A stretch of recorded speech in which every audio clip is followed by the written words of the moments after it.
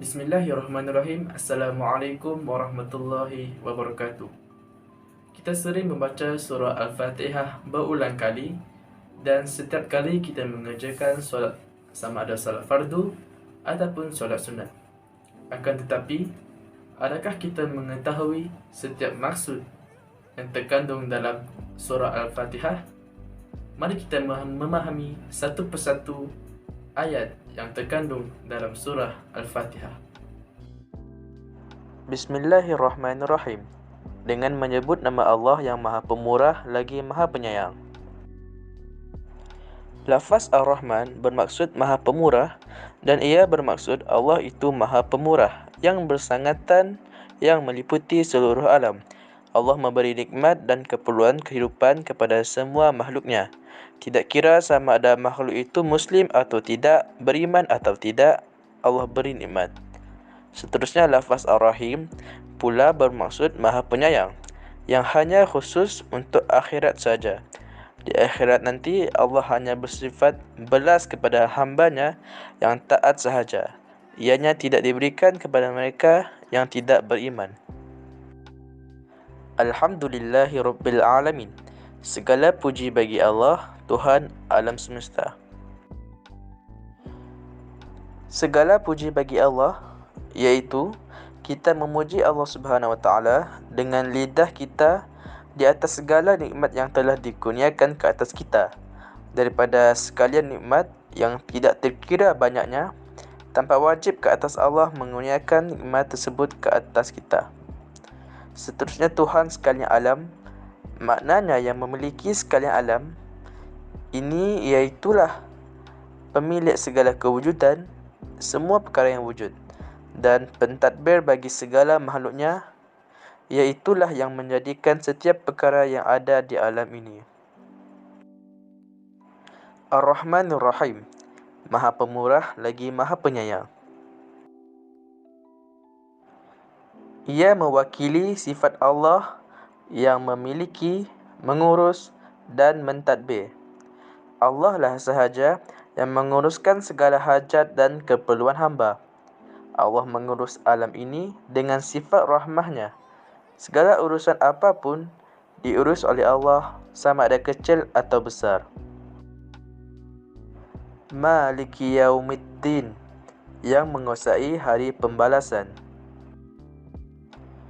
Ayat ini bermaksud Allah sahaja yang memiliki hari pembalasan. Kalimah ad-din dalam ayat ini bermaksud pembalasan.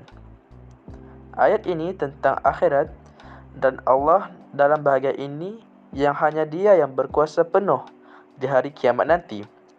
Tidak ada boleh berkuasa atau memberi syafaat tanpa keizinan Allah. Waktu itu semua berharap syafaat, dan syafaat itu hanya boleh diberikan oleh Allah Subhanahu Wa Taala. Iyyaka na'budu wa iyyaka nasta'in. Hanya kepadamu kami menyembah, dan kepadamu jua kami memohon pertolongan.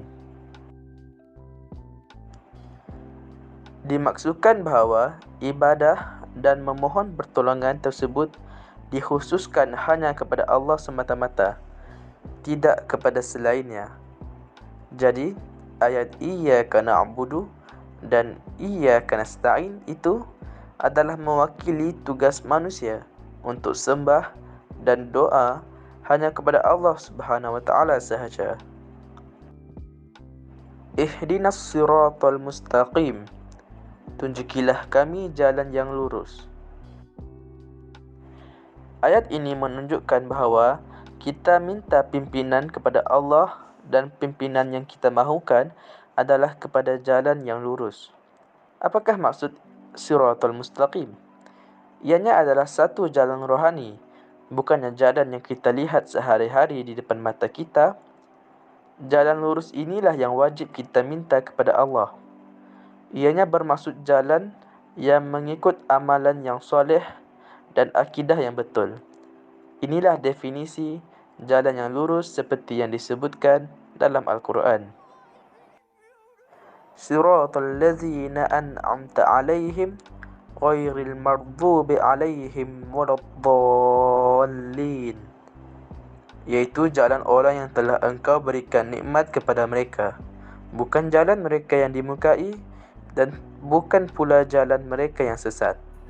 Walaupun surah Al-Fatihah ini pendek saja, Ayat tetapi siratal ia ladzina an'amta mewakili alaihim seluruh yang 30 bermaksud juzuk jalan Al-Quran orang-orang yang ringkasannya. diberikan nikmat Sebab oleh itu, Allah. sah salah kita Ada kalau 4 kita membaca golongan yang surah dimaksudkan Al-Fatihah seperti saja yang Allah dalam sebut setiap dalam rakaat. surah An-Nisa ayat Oleh itu, 69. amat penting bagi kita untuk Dan 4 memahami golongan itu setiap adalah satu yang ayat dalam pertama, surah para Al-Fatihah. nabi. Dan dengan Kita tidak memahaminya, ada ikhtiar untuk seolah-olah jadi nabi. kita Yang memahami kita boleh jadi adalah seluruh pengikut-pengikut Al-Quran nabi. ringkasannya. Yang 3 lagi boleh untuk Sekian, kita usahakan Assalamualaikum untuk mencapainya, warahmatullahi iaitu wabarakatuh. yang kedua, siddiqin, bermaksud pengikut setia para nabi. Ketiga, syuhada, golongan pejuang. Dan yang keempat, orang-orang yang soleh, iaitu mereka yang mentaati Allah dengan tidak berbelah bagi.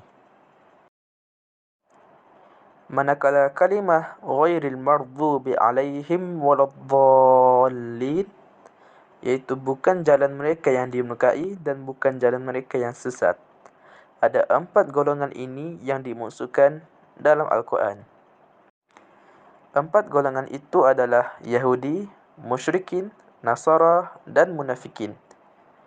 Kalimah maghdubi alaihim yang dimurkai adalah golongan Yahudi dan musyrikin. Ini adalah 2 golongan yang amat susah untuk diperbetulkan kerana mereka degil sungguh. Mereka bukannya tidak tahu, tapi degil, dan degil itu tiada ubatnya melainkan dia sendiri yang sedar. Manakala kalimah ad-dhallin itu golongan yang sesat. Yang dimasukkan adalah Nasara dan munafikin. Ini adalah jenis golongan yang kufur jahil. Mereka tidak ada ilmu dan kerana itu mereka senang ditipu. Walaupun surah Al-Fatihah ini pendek saja, tetapi ia mewakili seluruh 30 juzuk Al-Quran ringkasannya. Sebab itu, sah salah kita kalau kita membaca surah Al-Fatihah saja dalam setiap rakaat.